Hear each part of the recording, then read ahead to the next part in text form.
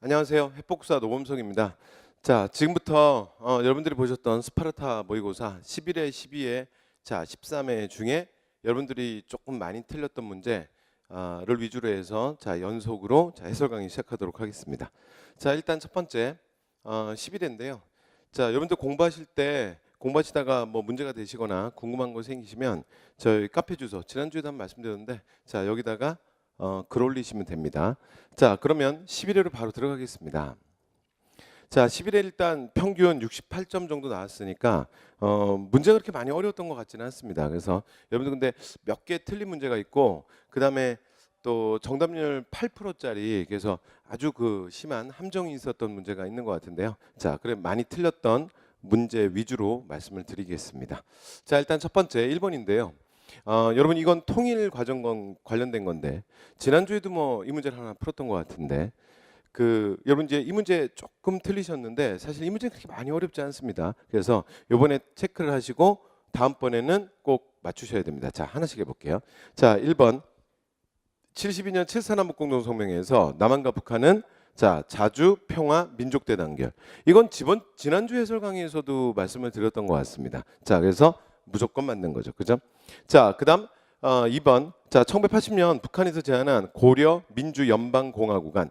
여러분 우리나라는 앞에서 말씀드렸던 것처럼 김영삼 정부 때 나왔던 한민족 공동체 통일 방안이 최종 통일 방안이고요.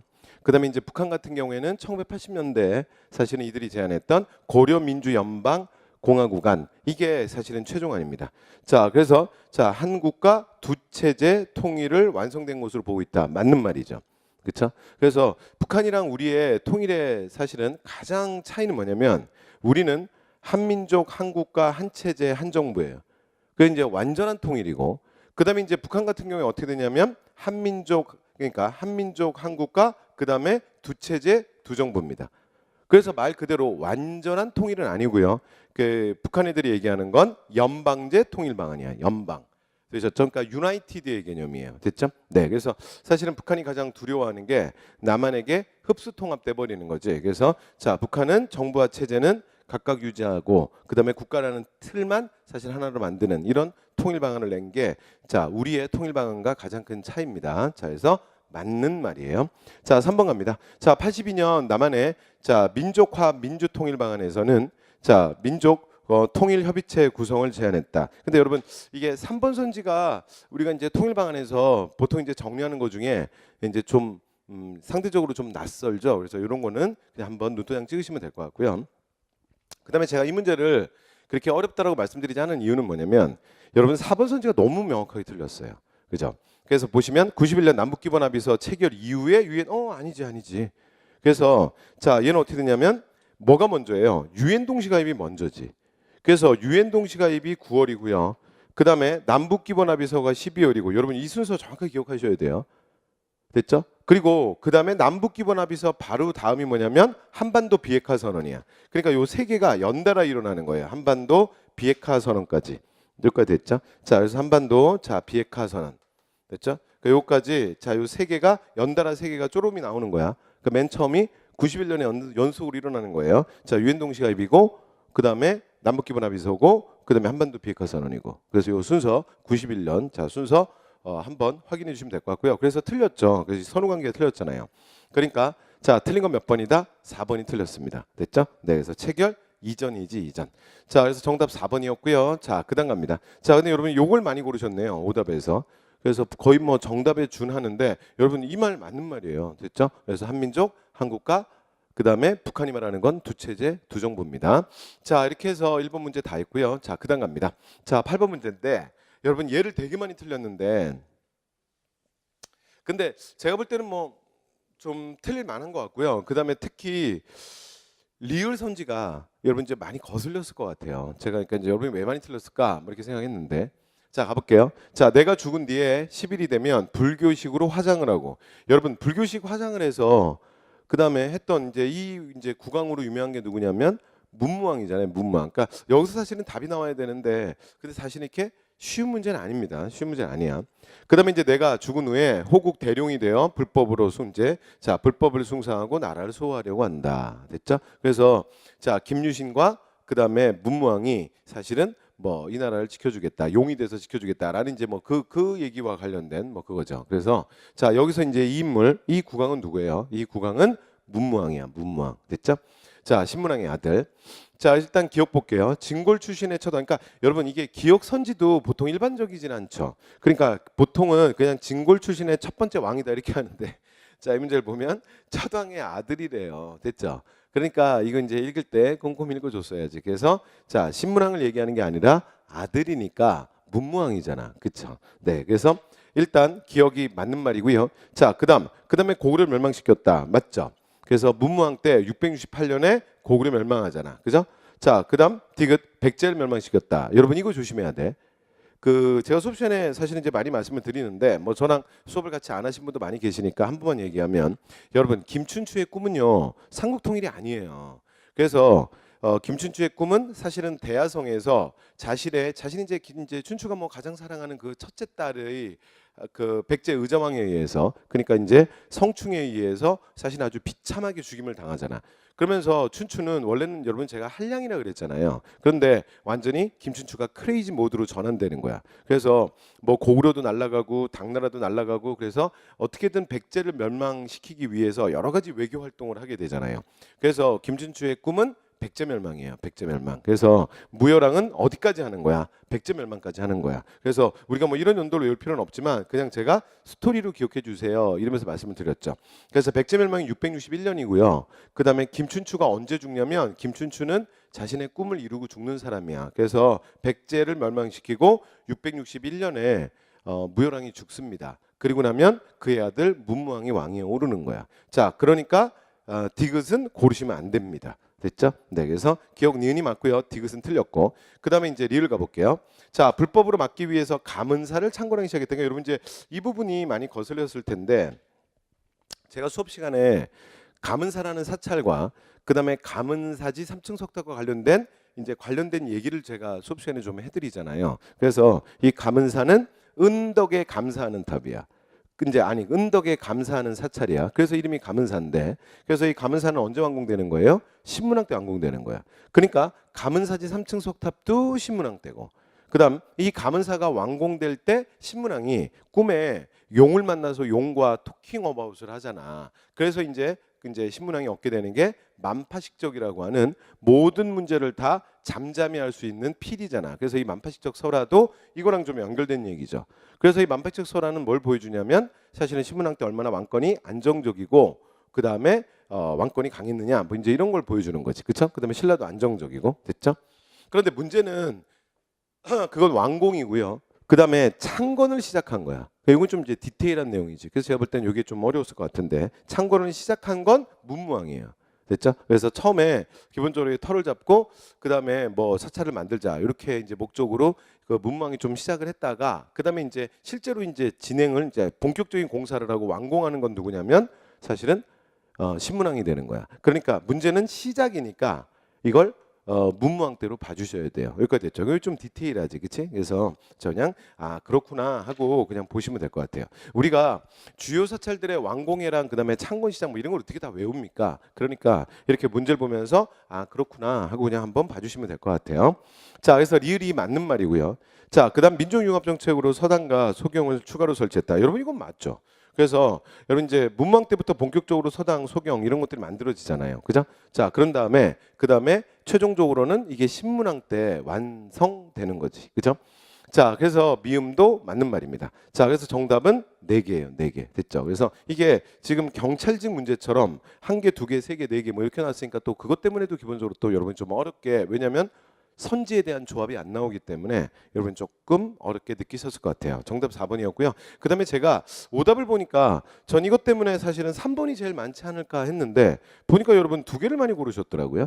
네, 그래서 자 여기 나머지 뭐 리을은 그렇다 치더라도 근데 기억, 니은, 미음 정도 일단 3개는 잡으셔야 돼요. 그래서 이 문제는 일단은 틀리더라도 제 생각하기에는 3번을 골라서 틀리시는 게 맞는 것 같습니다. 그래서 자 2번 고르시면 안 되고요. 자 그래서 정답은 4번이었습니다. 됐죠?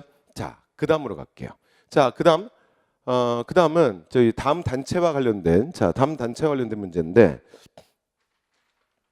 여러분 이 단체는 그러니까 이제 단체가 뭐니? 이걸 일단 아셔야죠. 자, 그럼 보시면 자, 읽어볼게요. 근데 지금 이제 자료는 주한 미국 공사관 보고서야. 나는 이 단체가 언론의 자유를 인정하는 조칙을 얻어냈고 그 다음에 행정부의 반대파를 강제로 해임시켰어. 이 단체가. 그럼 여기서 이제 약간 힌트가 있어요. 그 다음에 이제 그다음 국민의회를 보장받는데 그러니까 이 단체가 뭐라는 거야? 지금 의회와 관련된 뭔가를 했나 보다. 그죠? 보장받는데 실질적으로 성공하였음을 보고합니다. 자, 그리고 그들은 의원의 반수를 자신이 지명하는 사람들로 여기서 끝난 거야. 사실은 여러분 이 문제의 답은 어디서 나오냐면 지금 이 문장에서 나왔어요. 그들은 뭐라고요? 의원의 반수를 자신이 지명하는 사람들로 구성하게 한대요. 됐죠? 그리고 하나 더 결정적 단어가 있는데 그게 뭐냐면 이걸 어떻게 할 거다? 중추원의 개편을 통해서 할 거래요. 끝났다. 자, 그럼 이 단체는 뭐가 되는 거야? 독립협회죠. 그러니까 독립협회가 관민공동회에서 요구했던 이게 뭐예요? 우리가 이제 중추원 신관제라고 불리우기도 하는 의회식 중추원관제죠. 그러니까 의회식 중추원. 그러니까 원래 조선의 중추원은 여러분 이게 중추원 기억나세요? 여러분 중추원은 사실은 그 올해도 사실은 중추원 관련된 문제는 출제가 됐었어요. 그래서 말 나온 김에 중추원 얘기 한 번만 해보면 일단 여러분 중추원은 시대적으로 변하는 걸 체크를 좀 해두셔야 돼요. 자, 첫 번째 뭐가 있지? 자, 맨 처음은 일단 가장 기본은 고려죠. 그래서 고려 때 중추원 그러면 가장 핵심 기구잖아. 첫 번째는 뭐예요? 그러니까 고려의 대부분의 제도는 당나라 제도인데 중추원은 어느 나라 제도다? 송나라 제도다. 그래서 요거 일단 기억하시고 그다음에 두 번째 그다음에 이제 중추원 그러면 중추원은 특이하게 상급간원과 하급간원으로 돼 있는데 이품 이상의 상급간원을 뭐라 그래요? 추밀. 그다음에 상급 이하의 하급간원을 뭐라 그래요? 승선. 그래서 자 추밀은 뭐 하는 거야? 군국기무. 군사적으로 가장 중요한 일을 결정하고요. 그다음에 승선은 뭐 하냐면 여러분 승자가 나오면 왕이 뭔가를 주면 받으면 다 승이라 그랬잖아. 그래서 왕명출납을 하는 기구를 이제 하는 사람들을 승선이라고 하죠. 이게 고려 때 중추원 이게 가장 기본형이야. 그죠? 근데 그다음에 조선 때 중추원은 어떻게 바뀌냐면요. 조선 때 중추원은 의미 없는 기구가 돼요. 그러니까 태종 이방원의 사실은 왕권 강화, 그다음에 여러 가지 시스템 정비, 그러니까 조선 국초의 여러 가지 시스템 정비 사항 속에서 사실은 중추원은 군사권이라든가 아주 중요한 업무를 다 잃어버려요. 그러니까 군대와 관련된 업무도 바깥으로 나가서 사실 군사와 관련된 업무는 상군부에서 시행을 하고요. 그다음에 중추원의 굉장히 중요한 업무인 왕명출납은 아예 승정원이라고 하는 기구가 조선에는 생기잖아요. 그러면 중추원이 없어졌느냐? 그렇지는 않습니다. 조선시대에 중추원이 있긴 있는데요.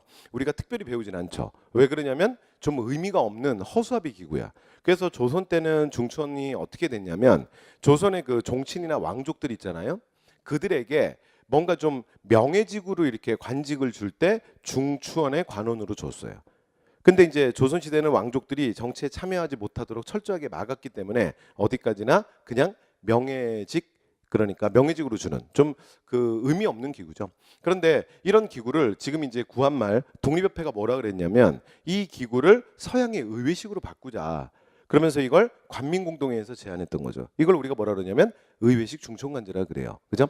그리고 일제강점기의 중추원 한 번 더 나오는데 일제강점기 중추원은 뭐를 기억하셔야 되냐면 이제 일제가 한반도를 통치함에 있어서 허수아비로 그러니까 자문기구로 만들어 놓은 거잖아.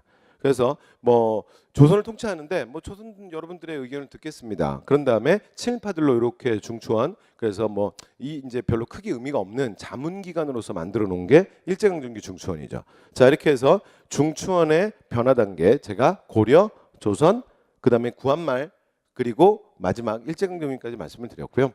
자 그다음에 이 이제 의회식 중추원을 만들 때 이들이 어떻게 만들자 그랬냐면 자 국왕이 추천하는 사람 25명 그다음 자신들이 이제 인민투표를 통해서 15세 남자들이 인민투표를 통해서 다시 25명 이렇게 해서 25명 이렇게 대표성을 띠는 사람들 이들로 해서 국가의 중요 정책을 뭐 논의하든가 법률을 제정하든가 그런 업무를 하게 하자. 그래서 서양의 의회처럼 하자. 이게 독립협회의 주장이었어요.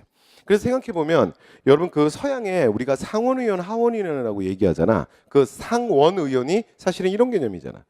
귀족들로 모이는 거. 그다음에 하원의원이 오늘날 우리가 생각하는 사실은 그 국회의원. 이 우리나라는 이제 양원제, 국회가 양원제는 아니잖아요. 그래서 우리나라는 사실 지금 현재 뭐밖에 없냐면 하원 의원들밖에 없죠. 그러니까 국민의 투표에 의해서 뽑히는 사람들. 그래서 서양의 이 양원제 이런 것들을 사실 우리나라에 도입하려고 했던 거죠. 독립협회가. 그래서 이제 그 내용입니다. 그래서 여러분 요 정도 내용은 이 문제는요. 요 정도는 맞춰 주셔야 됩니다. 자, 그러면 문제가 뭐로 바뀌었냐면 독립협회 문제로 바뀌었어요. 자, 문제 들어갑니다. 자, 군사력 배양을 여러분 독립협회는 이게 군사력과 관련된 얘기는 특별히 말한 적이 없고요. 틀렸고요. 자, 그다음 공화정. 여러분 공화정 무조건 틀리는 거야. 그러니까 이들이 추구했던 건 뭐냐면 입헌군 주제지. 그렇죠? 그러면 우리나라 역사에서 공화정체 국민국가를 최초로 주장한 단체는 어디예요? 바로 1907년 신민회지. 신민회. 됐죠? 그러니까 아직은 공화정 얘기가 나오는 건 아니에요. 틀렸고요.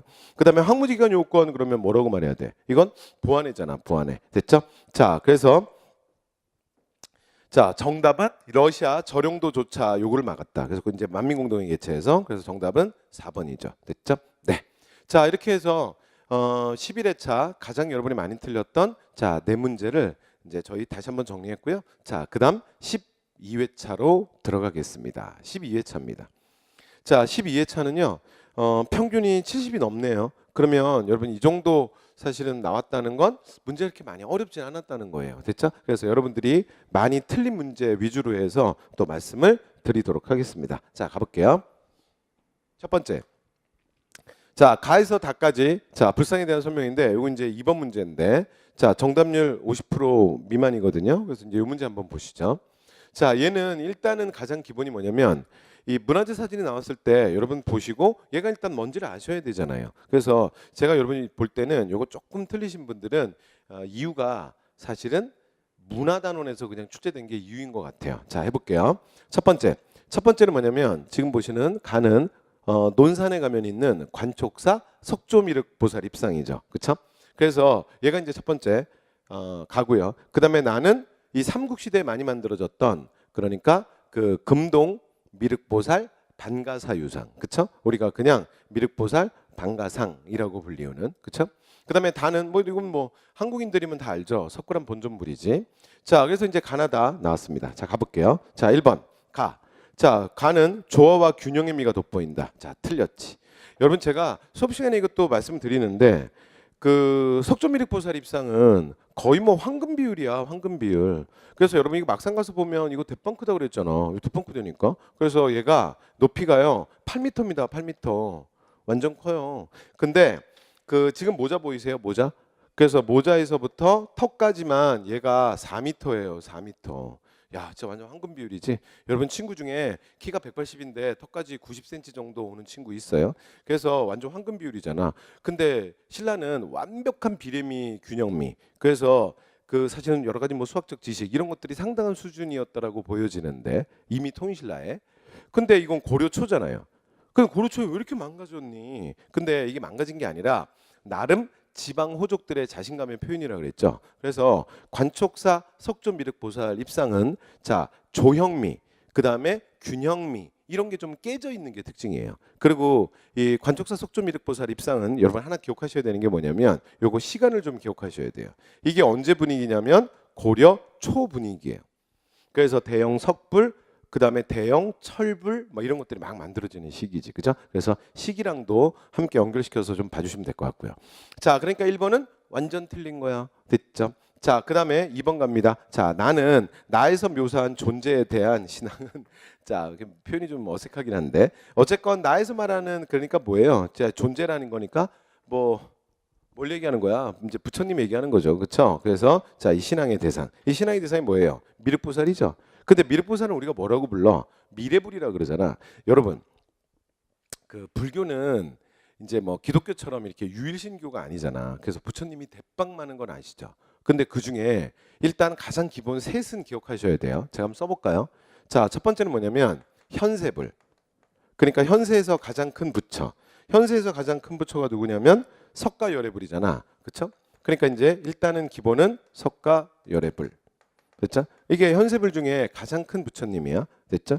자, 그다음 현세불 말고 과거불이 있죠. 우리가 이 윤회업에서 벗어나서 서방 정토로 가면 서방 정토에서 우리를 기다리는 과거의 부처님이 있잖아. 그 과거의 부처님이 뭐냐면 다보열애불이에요. 됐죠? 다보열애불. 자, 그리고 아직은 안 왔어. 아직은 안 왔어. 그래서 석가모니의 제자야. 근데 석가모니가 곧다마 시타르타가 뭐라 그랬냐면 나중에 보내준다 그랬어. 그래서 나중에 옵니다. 나중에 와요. 커밍 순이야. 커밍 순이야. 그래서 지금은 안 왔는데 앞으로 올 미래불이 있지. 미래불. 자, 이 미래불이 누구냐면 미륵보살입니다. 미륵보살. 됐죠? 근데 뭐 부처님 표현으로는 금방 보낸다 그랬어. 커밍 순. 근데 우리 입장에서는 사실은 장난 아니지. 이거 얼마 있다 오신다고요? 미륵보살이? 47억 8천만 년 있다 오시는 거야. 됐죠? 자, 그래서 47억 8천만 년 있다가 올 미륵보살. 그래서 지금 아직 오진 않았는데 사실은 이제 그 세상에서 이 고통에 빠진 중생들을 위해서 고민하고 계신 부처님. 자, 이게 뭐다? 미륵보살이죠. 그래서 여러분 이렇게 셋은 봐주셔야 되고요. 그 다음에 제가 뭐 지금은 이제 뭐 시간 관계상 간단하게 넘어가는데 그 불교 얘기할 때 뭐 이런 얘기 하잖아요. 그러니까 어떤 사찰이 우리가 이제 보통 본존부를 모신다 그럴 때 그 본존불이 어디로 들어가냐면 대성전, 그러니까 대예배당으로 들어가는 거야. 오늘날 우리 표현으로. 그런데 그걸 불교에서 뭐라고 부르냐면요. 그걸 불교에서는 금당이라 그래요. 그 금당. 됐죠? 여기 이제 소위 말하는 가장 큰 대성전, 대예배당이야. 근데 금당에 어떤 본존부를 모시냐에 따라서 위에 붙는 현판의 이름이 좀 달라져요. 물론 이것도 조금 예외적인 계파가 있긴 한데 일반적으로는 그러니까 본존불, 석가열애불을 모시면 보통 간판에 뭐라고 붙냐면 대웅전이라고 붙어요. 근데 예를 들어 만약에 간판의 이름이 바뀌잖아. 예를 들어 뭐 무량수전이다. 또는 뭐 예를 들어 미륵전이다. 이렇게 바뀌면 그러면 지금 금당에 모시는 부처님이 본존불, 그러니까 석가열애불이 아니라는 얘기야. 됐죠? 그리고 그 금당 앞에 가면요. 수뚜빠, 그러니까 탑이 있죠. 탑. 그런데 탑은 부처님의 무덤이라 그랬잖아. 그래서 탑은 부처의 현신입니다. 그래서 우리나라에서 사찰에서 그 탑을 세우는 가람배치 양식은요. 오직 두 개만이 존재해요. 하나가 뭐냐면 금당 앞에 부처님이 홀로 서 계신 게 하나 있고요. 그다음에 또 하나가 부처님 두 분이 금당 앞에 병립합니다. 그래서 두 분이 나란히 서 계신 게 있어요. 그런데 물론 이 병립하는 방식은 그렇게 흔하진 않아요. 근데 가장 대표적인 게 한국인들에게 사찰을 얘기하면 우리 딱 바로 말 통하는 게 뭐예요? 경주의 불국사잖아. 그래서 여러분 경주의 불국사에 가보시면 금당, 그러니까 대웅전 앞에 부처님 두 분이 나란히 서 계시잖아. 맞지? 그게 뭐예요? 하나가 석가열애불, 하나가 다보열애불. 그래서 석가탑과 다보탑이 나란히 마주보고 있잖아요. 그렇죠? 이게 가장 대표적인 그러니까 부처님이 병립하는 가람배치 양식의 가장 대표가 그래서 불국사예요. 그다음에 그 우리가 이제 발해 공부할 때 사실은 고굴에 영향받았다라고 말하는 가장 대표적인 불상 중에 뭐가 있냐면 그 이불병자상이라는 게 있잖아. 이거 기억나요? 이불병자상이라는 게 이불이 뭐 부처님 이불 덮고 있다는 거 아니야. 부처님이 두 분이라는 얘기야. 그래서 이불병, 이 병자가 나란할 병자예요. 그래서 두 명의 부처님이 나란히 앉아 있는 상. 이게 발해 사실은 발해 불상 중에 고굴에 영향받았다라는 가장 대표잖아. 우리가 발해는 워낙 시험에 많이 나오니까 꼭 기억하셔야 돼요. 근데 그 이불병자도요. 이 두 명의 부처님이 누구냐면 부처님이 나란히 두 분이 앉아 있는데 사진을 여러분 보시면 왼쪽에 얼굴이 깨진 부처님이 있어요. 그러니까 왼쪽에 얼굴이 깨진 부처님이 석가열애불이고요. 그 다음에 우측에 앉아 있는데 우리가 눈으로 볼 때 얼굴이 온전한 부처님이 있는데 그 부처님이 다보열애불이에요. 됐죠? 그래서 뭐 이게 또 발해에서 발견된 자 대표적인 불상 중에 하나죠. 그래서 자 이렇게 말씀을 드렸는데 어쨌건 미래 올 부처, 이 미래불을 우리가 뭐라 그런다? 미륵보살이라고 합니다. 됐죠? 네. 그리고 우리나라 불교의 특징 중에 하나가 뭐냐면 이 미륵보살에 대한 갈망이 되게 커요. 미래불에 대한 갈망이. 여기까지 됐죠? 네. 그럼 여기까지 말씀드렸고 그럼 이제 다시 돌아와 볼게요. 자 이번 선지로 옵니다. 자, 나에서 묘사한 존재에 대한 신앙은 조선 후기 세도 정치하에서 백성들에게 널리 성행했다. 그럼 말을 바꿔볼게요. 그럼 이렇게 바뀐 거지. 그 미륵불에 대한 신앙이 조선 후기 세도 정치에서 굉장히 성행하느냐? 맞습니다. 여러분, 이 미륵보살은 제가 조금 전에 말씀드렸던 것처럼 미래불이라 그랬잖아요. 그럼 여러분 생각해봐. 만약에 지금 현 사회를 구성하는 구성원들이 미래불에 대한 갈망이 굉장히 크다는 게 사실은 뭘 보여줘요? 이게 뭘 보여주는 거야? 바로 현재 사회에 불만이 많다는 걸 보여주는 거야. 그러니까 미륵신앙이라는 게 막 유행하는 시기가 언제냐면요. 대부분 시대 말기적 상황. 그러니까 사회적 모순이 많고 여러 가지 어려움이 많으면 사람들이 미래에 대한 갈망이 커지면서 미륵신앙이 크게 성행하게 돼요. 됐죠? 네, 그래서 지금 이번의 선지는 맞는 말이에요. 여기까지 됐죠. 자, 그다음 갑니다. 자, 답원입니다. 자, 답원은 석굴암 본전물이네요. 자, 석굴암 본전물은 지방 세력가들이 아닌데 여러분 지방 세력가들이랑 이게 무슨 상관이야? 됐죠? 그래서 얘는 그러니까 국가적 차원에서 그러니까 이제 신라 이 석굴암 본전물은 신라 중대를 대표하는 문화재잖아. 근데 신라 중대에 무슨 지방 세력가야? 됐죠? 여기서 말하는 지방 세력가는 보통 우리가 호족으로 많이 표현하잖아요. 그래서 지방 세력가들의 뭐 어떤 뭐 영향을 받아서 만들어진 건축물이다. 그러면 지금 여기 있는 세 개 중에는 관촉사 석조미륵보살 입상으로 봐야지.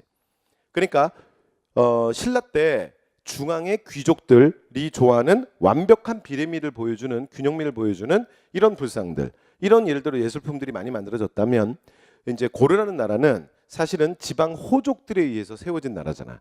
그래서 고려 초에 보면 지방 호족들의 이런 자신감들이 막 표출되는데요. 자, 그게 그 대표가 석조미륵보살 입상 같은 것들이죠. 그러니까 자, 3번 선지는 틀렸어요. 되죠? 자, 그다음 자, 그리고 이제 4번. 자, 4번으로 가면 다, 나, 가 순서로 만들어졌다? 아닌데. 여러분 요건 하나 기억해 두세요.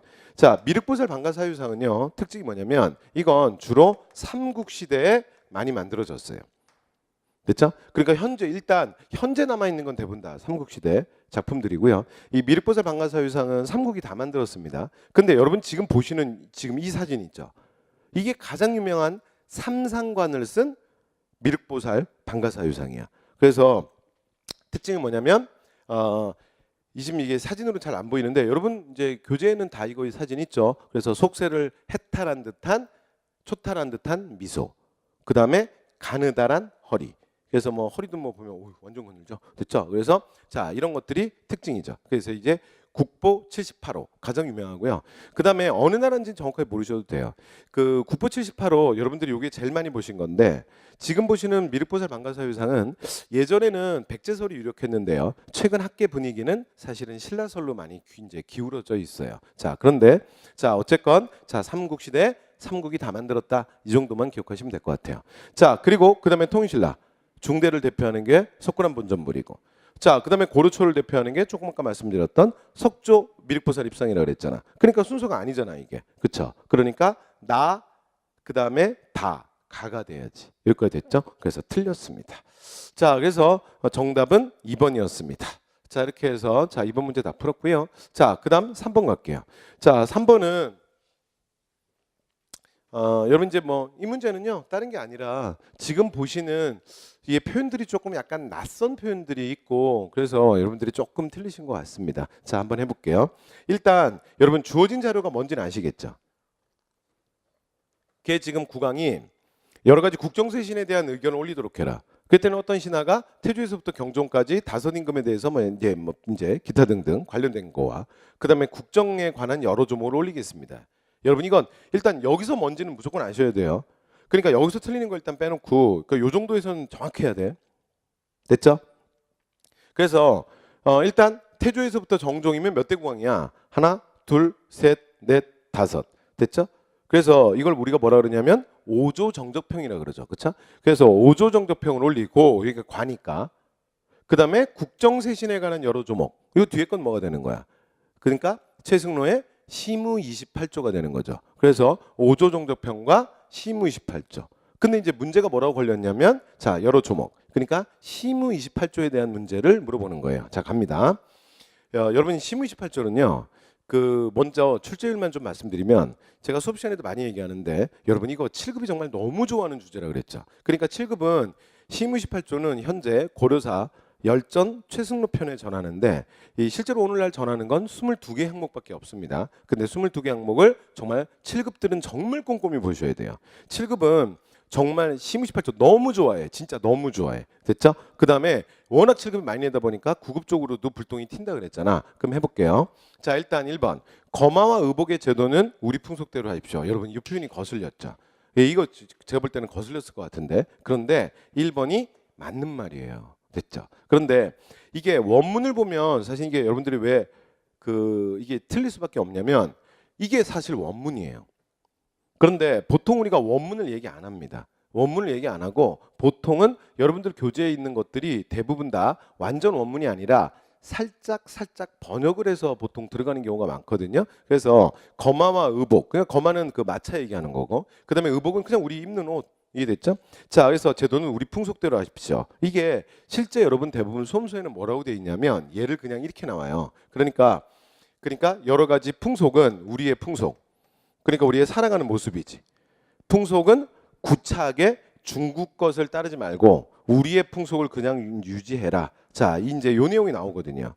그런데 사실은 이 거마와 의복 이렇게 보통 표현을 이제 원문을 잘 안 보기 때문에 얘가 여러분 거슬렸을 거예요. 됐죠? 네, 그래서 정답은 1번입니다. 됐죠? 우리의 풍속은 풍속은 각기 다르니까 구차하게 왜 중국 것을 따르시려고 하십니까? 만약에 제도가 좋아, 그러면 제도는 중국 걸 따르지만 이게 최승로의 심의심팔조예요.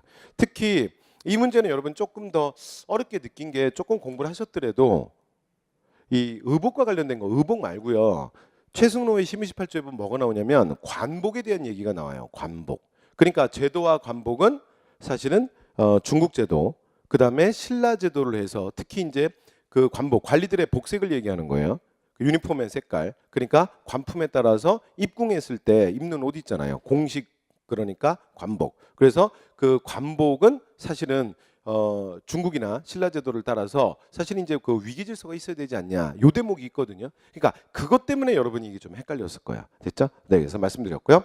그다음에 연동형 8간에는 폐지하고, 근데 폐지도 완전 폐지는 솔직히 아니지. 그냥 줄이라고 얘기한 거죠. 연동형 8간에를 줄여서 백성들의 힘을 펴게 하소서. 이게 원래 원문이야. 자, 그리고 근데 이건 확실하게 뭐가 틀렸냐면요. 이건 좀 애매하다 치더라도 이렇게 말하면 안 돼요. 그러니까 이건 제가 앞에서 말씀드렸는데 불교를 배척하라고 말하는 건 아니야. 그러니까 우리가 얘기하는 배불론, 척불론은 언제냐면 고려 말 사실은 신진사대부들이 얘기하는 거지. 됐죠? 네. 그래서 자, 배척하라. 그래서 틀렸지. 그러니까 배척은 아니고요. 자, 틀렸고요. 그다음에 독자적 연호의 사용, 그다음에 왕의 위험. 그러니까 독자적 연호를 얘기하지는 않습니다. 되시죠? 그리고 성종 때는 실제로 송나라 연호를 쓰죠. 그러다가 나중에 거란의 1차 침입 이후에 서희의 강동육주, 그러면서 또 거란의 연호, 그러니까 요의 연호를 또 나중에 쓰게 돼요. 그래서 독자적 연호에 대한 얘기는 없고요. 그다음에 백간의 공복을 제정해서 관리의 위기의 질서를 세우십시오. 그런데 이 아까 조금 전에 얘기했던 것처럼 그 공복 얘기를 하긴 하는데요. 여러분 지금처럼 이런 문장은요. 근데 이거는 사실은 아니지. 됐죠? 네. 그래서 이렇게 말하면 이건 이제 뭐가 되냐면 이건 광종 시기에 자, 단, 비, 녹 그 공복 위계 질서 할 때 얘기니까 자, 정답은 1번. 이렇게 보시면 되겠네요. 됐죠? 네, 근데 말씀드렸죠? 자, 그래서 나머지는 아무래도 이게 거슬려서 여러분 2번을 제일 많이 건드리셨을 것 같아요. 자, 그래서 3번 문제 풀었고요. 자, 그다음 갑니다. 자, 다음 연표와 관련된 건데 여러분 이 문제는 사실 별로 안 어려운데 제가 볼 땐 여러분 이거 틀리신 건요. 다른 이유가 아니고요. 그냥 문화인 게 이유인 것 같습니다. 됐죠? 그러면 보시면 문제는 이제 이렇게 바뀐 거잖아. 1920년대 문화예술의 흐름이야. 그러니까 여기 구구절절 써놓긴 했는데 일단은 그냥 1920년대 문학과 예술이잖아. 그지? 자, 문제 들어갈게요. 신체시와 신소설이 등장했다. 무조건 틀렸어. 이건 언제예요? 이건 언제야? 여러분 이건 구한말이잖아요. 구한말. 됐죠? 그러니까 일제강점기 전 아니야. 이거 좀 이제 시간차가 좀 있잖아. 그래서 여러분 우리가 최초의 신체시를 뭐라고 말해요? 1908년 육당체남선의 해에게서 소년에게. 됐죠? 자, 그다음 신소설. 최초의 신소설을 뭐라 그러냐면 1906년 이인직의 혈의 누. 됐죠? 그래서 해에게서 소년에게와 혈의 누가 뭐 신체시, 신소설의 시작이죠. 그러니까 이거 거리가 뭔데? 1920년 됐는데 틀렸잖아요. 됐죠? 자, 그래서 1번 틀렸고요. 자, 그다음 각지를 순회하며 신극 공연했다. 여러분 이거 맞는 말이에요. 이 신극 활동 누가 했다고요? 이 신극 활동 우리가 1920년대 연극 그러면 하나를 기억하셔야 되는데 이게 토월회죠. 토월회. 그래서 이게 토월회 활동이잖아. 맞죠? 그다음에 1930년대 그러면 연극에서는 우리가 누굴 기억하냐면 극예술연구회. 됐죠? 1920년대는 신극 활동을 했던 신극 운동을 벌였던 토월회. 뭐 이렇게 기억하죠. 그다음에 민족적 정서가 담긴 작품들이 창작되었다. 맞잖아. 그렇죠? 민족적 정서가 담긴 뭐 예를 들어 진달래꽃, 님의 침묵 이런 것들 다 우리가 그렇게 보잖아요. 그죠? 맞고요. 그다음에 계급의식을 고취하는 여러분 계급의식을 고취하는 문학 이걸 우리가 뭐라 그래요? 사회주의 계열이 주도했던 프로문학이라고 하잖아. 프로문학. 그렇죠? 그래서 1920년대 사회주의 계열을 중심으로 프로문학이 본격적으로 등장하고 그랬더니 이제 나중에 민족주의 계열에서 여기에서 반동을 하는 여기에 반대하는 또 국민문학 운동을 버리기도 하죠. 됐죠? 네. 그러니까 맞는 말이지. 자, 그러니까 정답 몇 번이었다? 1번이었습니다. 여기까지 됐죠? 오케이. 자, 이렇게 해서 여러분 이제 요거는 이제 많이 고르신 것 같은데, 근데 사실은요, 얘는요, 지금 4번 같은 선지는 여기에도 그 힌트가 있어요. 그죠? 그래서 이 카프가 코리아 아티스트 프로레타리아 페더레이션의 약자잖아. 그렇죠? 그래서 사회주의 문학 동맹 뭐 이제 이런 뜻이죠. 자, 그래서 틀렸습니다. 됐죠? 자, 그래서 정답은 1번이었고요. 자, 그다음 마지막 18번인데 여러분 이게 18번 문제는 제가 볼 때는요.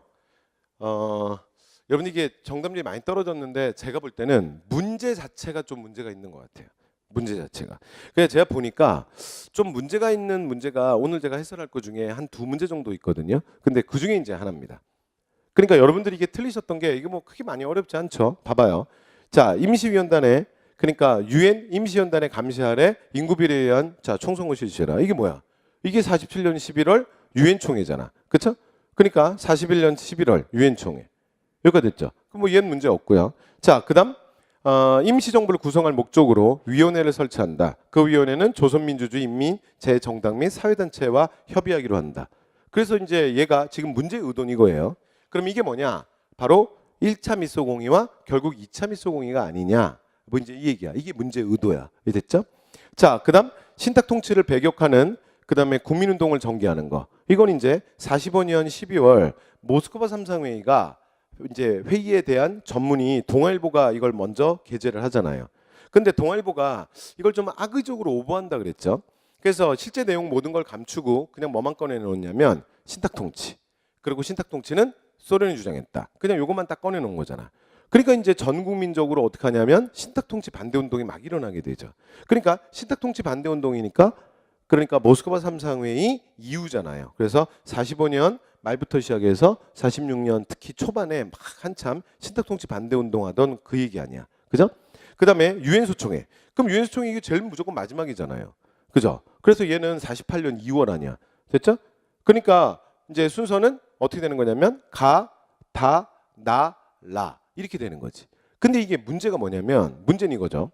제가 이 문제가 좀 문제가 있다라고 말한 게 지금 나번을 1차 미소공의, 2차 미소공의라는 게 지금 출제자의 의도야. 그런데 문제는 지금 여기 원문을 보시면 그러니까 임시정부를 구성을 원조할 목적으로 위원회를 설치하고 그다음에 해변다는 요 내용들이 뭐랑 좀 많이 유사하냐면 요 뒤에 문장은 조금 다르긴 한데 얘가 뭐랑 유사하냐면 1945년 12월 그러니까 모스크바 삼상회의 보면 사실 이 내용이 나오잖아요. 2조에 보면. 그렇잖아요. 그러니까 이 이제 얘는 문제가 좀 오해 여지가 있는 것 같아요. 그러니까 광복이후의 사안과 관련된 자료들인데 이를 시기순으로 바르게 배열한 거 그런데 만약에 이걸 사료로만 봐서 발표된 시기로 따지면 이건 모스크바 삼상회의로 좀 볼 수 있는 여지가 너무 많은 것 같아. 그럼 만약에 그렇게 되면 순서가 바뀌어 버린다고. 그러니까 가, 다, 나가 아니라 뭐로 바뀌는 거야? 가가 아니죠. 그러니까 제일 먼저가 나가 아니라 뭐가 되는 거예요? 아니, 그러니까 다가 아니라 나가 되는 거지. 됐죠? 그래서 여러분 선지를 제가 봤더니 오답률 선지를 봤더니 이게 정답률이 떨어진 게 그러니까 나가 먼저냐 다가 먼저냐 여기서 이제 정답률이 바뀐 거예요. 됐죠? 자, 그래서 그러니까 정답은 지금 문제 정답은 이 3번이고요. 그다음에 여러분들이 이제 정답보다 오히려 더 많이 골랐던 게 지금 그러니까 나가 먼저냐 다가 먼저잖아요. 그렇죠? 근데 조금 전에 말씀드렸던 것처럼 나를 모스크바 삼상회의 만약에 원문으로 본다면 이거는 나가 먼저 오는 게 맞아. 그리고 그거에 의해서 만들어진 미소공동위원회 1차, 2차 미소공동위원회로 본다면 나가 신탁통치 반대운동보다는 뒤로 가야지. 그죠? 그래서 제가 볼 때는요. 이 문제는 약간 문제가 있는 것 같아요. 그래서 여러분이 골랐던 대로 2번 선지를 해서 이걸 틀리게 한다라는 게 조금 문제가 있는 것 같아요. 그래서 제가 볼 때는요. 2번, 3번 그냥 여러분 다 맞다고 생각하시면 될 것 같습니다. 자, 이렇게 해서 말씀을 드렸고요. 자, 그러면 이제 12회차 끝냈고 마지막 13회차로 들어가겠습니다. 자, 13회차 갑니다. 자, 첫 번째. 자, 구한말 의병에 대한 설명으로 옳은 것을 했는데 여러분 얘는 의병은 원래 안 어려워요. 의병은 어떻게 되는 거야? 무조건 1, 2, 3죠. 그래서 의병 1, 2, 3, 1, 2, 3, 1, 2, 3. 그래서 첫 번째가 뭐라고요? 미의병. 그 다음이 을, 사의병, 그 다음이 정, 미의병. 그래서 의병은 첫 번째 을미년에 단발령과 그 다음에 명성의 시사건으로 빵 하고 터지잖아. 그쵸? 근데 1차 의병은 탕 하고 끝나는 게 특징이야. 왜 어떻게 이렇게 끝나지? 어떻게 이렇게 끝나냐면 고종이 그만하라 그러잖아. 그래서 그만해라. 그래서 효의 조칙을 내리고 나면 정말 그만합니다. 그래서 한동안 잠깐 조용하다가 을사득약을 맺으면서 빵 하고 을사년에 터져요. 그런데 이 을사의병은 병오년을 거치면서 그대로 정미병까지 가죠. 그러면서 여기서 의병의 절정이 나타나. 그리고 나면 1908년이 되면 서울 진공작전까지 감행을 해요. 그래서 일본이 이거 안 되겠네. 그래서 어떻게 하냐면 얘네들이 원래 일본 애들이 뭐 잘하냐면 그 토끼몰이 잘한다 그랬잖아요. 그래서 얘네들이 어떻게 하냐면 반일의 감정이 가장 강한 일단 의병들을 삼남지방으로 몰아요.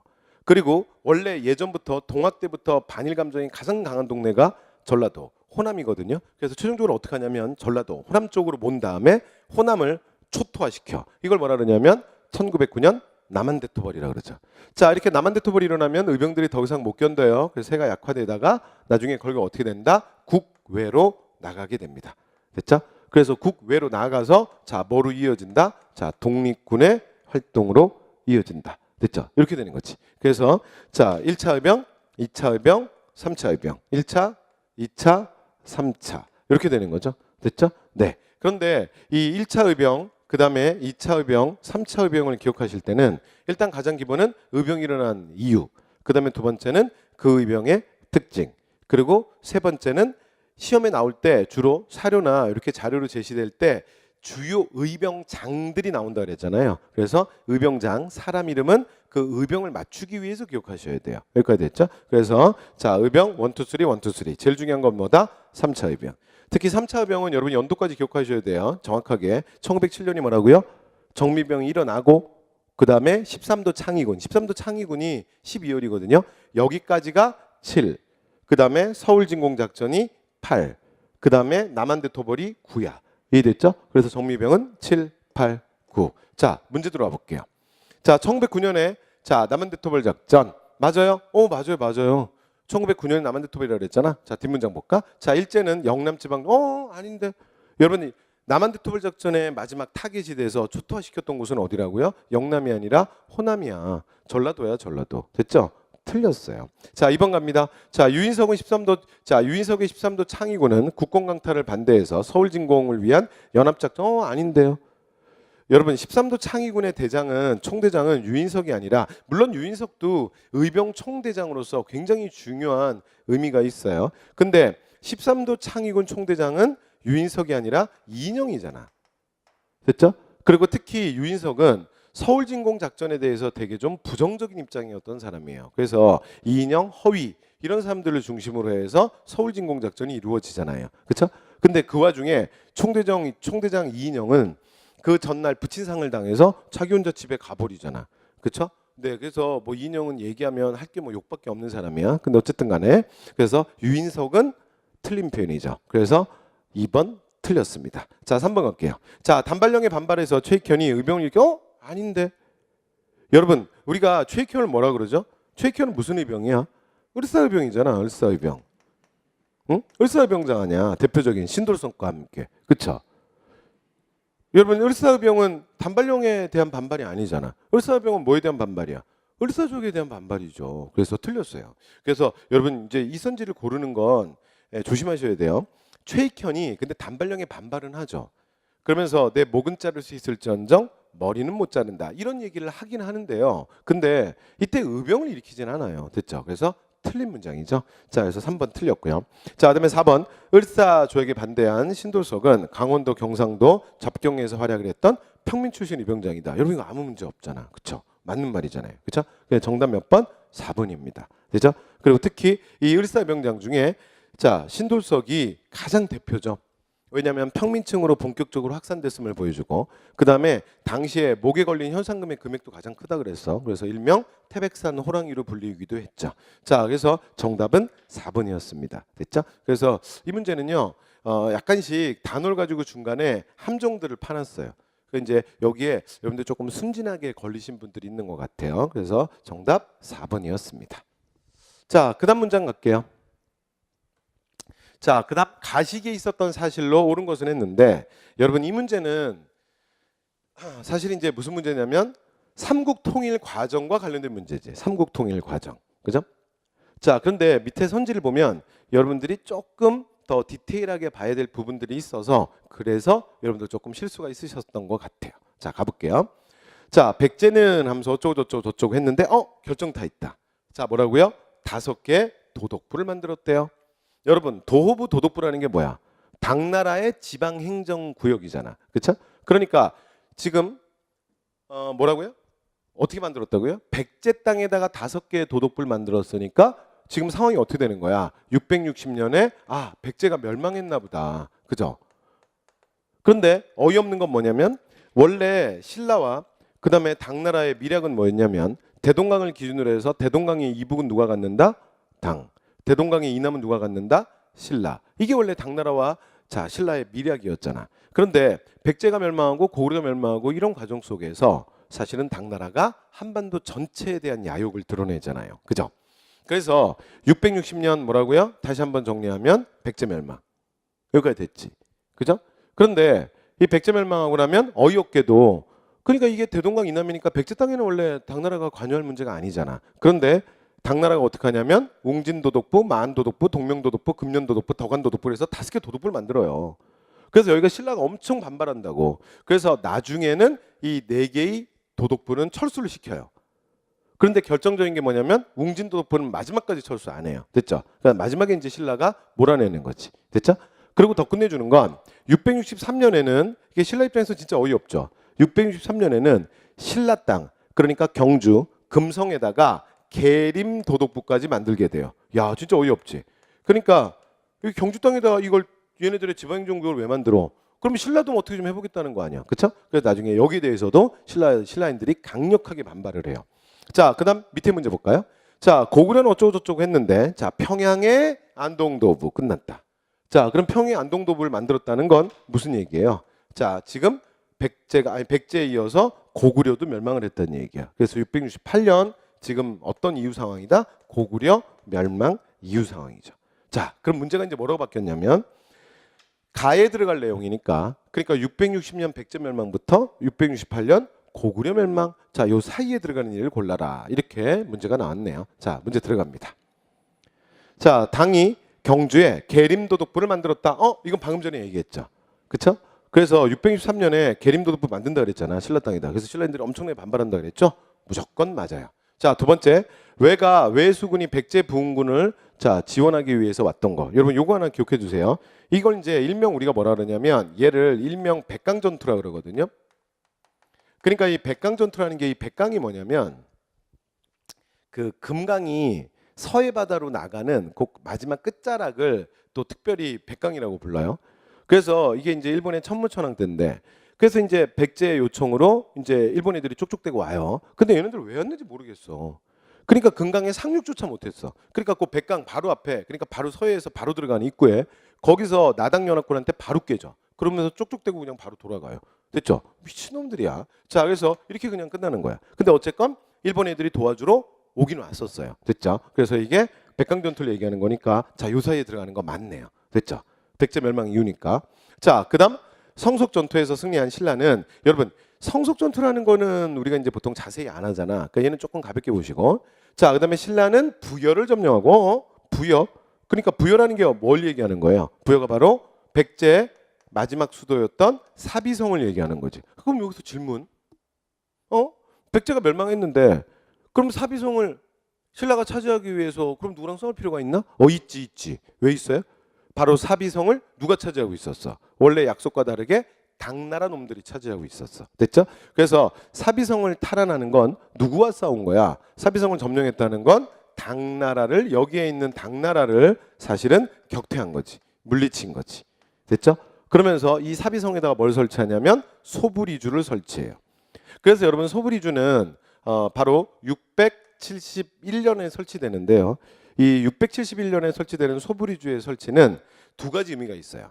첫 번째는 뭐냐면 당나라를 사비성에서 몰아내고 여기다가 소불이주를 설치한 건 백제 땅에 대해서 이제 신라가 완전 주도권을 잡았음을 의미하고요. 그다음에 두 번째, 이 전선 없는 전투라고 불리우는 마지막 나당 전쟁.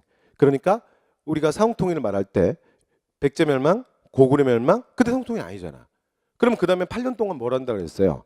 당나라를 이 땅에서 사실은 신라가 백제 유민, 고구려 유민과 힘을 모아서 몰아낸다 그랬잖아. 됐죠? 그래서 그 몰아내는 8년, 그게 사실은 나당 전쟁 8년인데, 그런데 이 나당 전쟁의 시작을 바로 소브리주에 설치라고 봐요. 됐죠? 그래서 자 671년에 시작해서 676년 기벌포 전투, 그러니까 75년 매소성, 76년 기벌포 전투에서 당나라를 격퇴하면서 상통일을 완성한다. 우리가 이제 요 순서로 외우죠. 그렇죠? 자, 그다음 건모잠 고현무가 부운동하는 거. 이건 뭐예요? 건모잠은 한성에서, 고현무는 오골성에서. 됐죠? 그럼 이건 뭐야? 고구려 멸망 이후에 고구려 부운동이잖아. 그러면 아까 우리가 선지에서 봤던 고구려 멸망 전이 아니라 고구려 멸망 이후잖아요. 그죠? 그래서 디귿과 리을은 자 668년 고구려 멸망 이후니까 가 안에 못 들어가죠. 그렇죠? 그러니까 디귿과 리을이 틀렸습니다. 그래서 정답 몇 번? 기역과 니은을 고르시면 되니까 정답은 2번이었어요. 여기까지 됐죠. 자, 그다음 자 이제 마지막 가볼게요. 자 마지막 문제인데 아니구나. 자, 요 문제하고 하나 더 있구나. 자, 그다음 가나 인물에 대한 건데요. 자, 가나 인물 볼게요. 자, 가는 성왕 10도를 썼으니까 여러분 요 정도 문제는 틀리시면 안 돼요. 그러니까 성략 3대 논쟁, 16세기 주리 논쟁, 17세기 예속 논쟁, 18세기 호랑 논쟁. 이렇게 세 개는 제가 무조건 한 문제라 그랬죠. 자, 지금 성왕 10도를 지었으니까 누구야? 가는 이황이에요. 됐죠? 그래서 이황은 성왕 10도에서 뭘 얘기한 거야? 자, 성악을 따를 것은 바로 군주가 해야 돼. 그래서 가장 중요한 사람은 누구다? 군주다. 그래서 군주 스스로 성악을 따라야 돼. 그래서 소위 말해서 우리가 이황을 뭐라 그러냐면 자, 성악 군주론에 대한 소극적 권유다. 이런 표현을 쓰잖아요. 근데 여러분 이의는 달라요. 그래서 지금 성악 지표를 쓴 사람이 누구야? 바로 이의죠. 근데 율곡이의는 율곡이의 얘기는 뭐냐면 이건 모두 군주에게 맡길 수 없다는 거야. 그래서 만약에 군주가 스스로 성악에 못 들면 어쩔 거야. 그래서 그렇게 될 것이 아니라 바로 객관적 기준이 명확해야 된다는 거야. 그래서 이걸 적극적으로 만들어야 한다는 거야. 만약에 군주가 수준이 안 되면 그냥 그러면 군주한테 맡겨놓고 뭐 포기할 거야? 그게 아니라 현명한 신하가. 그러니까 이의 역할은 뭐냐면 이의 주장은 뭐냐면 신하가 되게 중요하다는 거야. 그래서 현명한 신하가 군주가 성악에 들 수 있도록 그를 계도시키고 변화시켜야 한다는 거야. 여기까지 됐죠? 네. 그래서 여러분 여기서 볼 수 있는 것처럼 이제 이후에도요. 만약에 이왕의 제자들이 정권을 잡잖아요. 그러면 어떻게 되냐면 왕권이 강화되는 거야. 됐죠? 그 다음에 이의 제자들, 그러니까 서인들이 정권을 잡으면 어떤 일이 벌어지냐면 신권이 강화돼요. 됐죠? 네, 그래서 서로 좀 바라보는 똑같은 성악군주론을 보더라도 바라보는 입장이 좀 다르죠. 그래서 이건 나중에 뒤에 예속 논쟁이라든가 또는 남인과 서인이 전국을 주도할 때 집권여당일 때 보면 이런 이제 현상들이 나타나게 됩니다. 됐죠? 자, 그러면 이제 문제 들어갈게요. 자, 갑니다. 1번 사변 아닌데 여러분 사변록은 뭐죠? 그리고 사변록은 일단 문장도 틀렸어요. 사변록은 성략을 비판하는 게 아니라 사변록은 그러니까 주자가 주를 달았던 사실은 이제 성략에 대한 비판, 주자 중심의 성략에 대한 비판이잖아. 그렇죠? 그래서 사변록을 지은 사람은 박세당이죠. 박세당. 그래서 박세당의 이 사변록은 다른 말로 뭐라고도 하냐면 사서 사변록이라고도 해요. 됐죠? 그러니까 주의가 다시 체계를 잡았던 사서. 그 집주를 보니까 주의가 주를 잘못 다른 게 있다라는 거야. 그러니까 그러고 나서 그걸 읽으면서 생각해 보니까 그러니까 비판하지 않을 수 없다. 그래서 사변록이에요. 됐죠? 자, 그래서 틀렸습니다. 자, 그다음 니은 향존사회 도덕 질서 안정을 위해서 예한 향약 맞죠? 그리고 여러분 향약은요. 이왕과 이의 향약은 여러분 무조건 외워야 돼요. 이왕의 향약은 뭐야? 안동의 예한 향약. 근데 이의는 향약이 둘이죠. 하나가 뭐냐면 황해도의 해주 향약. 됐죠? 그 다음에 또 하나가 뭐예요? 또 하나가 자 충청도의 서원 향약. 됐죠? 청주에. 이건 어디냐면 청주야. 근데 여러분 이거 외우기 좋아. 여러분 청주가 왜 서원이야? 민정문서에 보면 사실은 이제 요 내용이 나오는데 민정문서와 관련된 동네도 이 동네 아니에요. 그래서 신라의 오서경 중에 뭐가 있어요? 서원경이라는 게 있지? 이 서원경이 어디야? 청주잖아, 청주. 그래서 청주 향약이야. 이해됐죠? 오케이. 그래서 향약 이름 외우셔야 됩니다. 자, 그다음 디귿 도학인 문서인. 그래서 니은은 맞았고요. 그다음에 도항인 문서인 경몽요교를 저술했다. 맞죠? 그래서 이가 사실은 지금 나가 이잖아요. 자, 경몽요교를 해서 뭘 얘기하는 거야? 소학을 다시 한번 쉽게 풀어 써주는 거죠. 수신의 도인 소학. 됐죠? 그러니까 맞는 말이에요. 여러분, 이왕과 이의 주요 조서는 꼭 외우셔야 됩니다. 자, 그래서 디귿 맞고요. 자, 그다음 임진왜란 이후에 일본 성리학 아닌데. 여러분, 일본 성리학에 영향 주는 건 누구예요? 이가 아니라 이황. 이황의 학문이 일본 성리학에 이제 영향을 줘서 일본에서 퇴계학이 성행하잖아. 맞죠? 그래서 틀렸어요. 자, 그래서 정답은 니은 디귿 2번 고르시면 될 것 같아요. 됐죠? 그래서 여러분 지금 9번 같은 문제는요. 여러분 정답이 많이 떨어졌는데 여러분 이거 틀리시면 안 돼요. 됐죠? 그래서 이 정도로 맞춰줘야 돼. 그러니까 여러분 보니까 뭘 많이 골랐냐면 이거 디귿 뭐야? 기억을 많이 골랐네. 됐죠? 그래서 사변록이 아니라 양명학을 비판한 책은 사실은 그 왕수인이 썼던 전습록, 그러니까 전습록에 대한 비판인 전습록 변이라는 책이잖아. 여러분 책 제목에 이거 변자 들어가면 무엇을 비판하다 이런 뜻이 있다 그랬죠. 그래서 전습록 변이에요. 됐죠? 그래서 기억 고르시면 안 돼요. 자, 그래서 정답은 2번이었습니다. 됐죠? 자, 그리고 이제 마지막 문제예요. 자, 오늘의 마지막 문제인데, 자, 다음 법률과 처벌 대상이 됐던 사람에 대한 설명인데요. 근데 여러분 제가 볼 때는 이 문제 약간 오류가 있는 것 같아요. 제가 아까 문제가 약간 문제 여지가 있는 게 두 개가 있다 그랬잖아. 하나가 그 모스크바 삼상회의를 얘기하는 건지, 뭐 삼상회의의 결정문인지 아니면 미소공의를 말하는 건지 그 자료가 조금 애매하다 그랬잖아. 근데 얘도 조금 문제가 있는 것 같아요. 이 문제도. 일단 여러분 이 사료를 보고 딱 보니까 뭔지는 알겠죠. 이게 뭐예요? 1948년 9월에 대한민국 임시정부 그러니까 대한민국 정부 수립 이후에 바로 만들어졌던 반민법이잖아. 반민족 행위처벌법.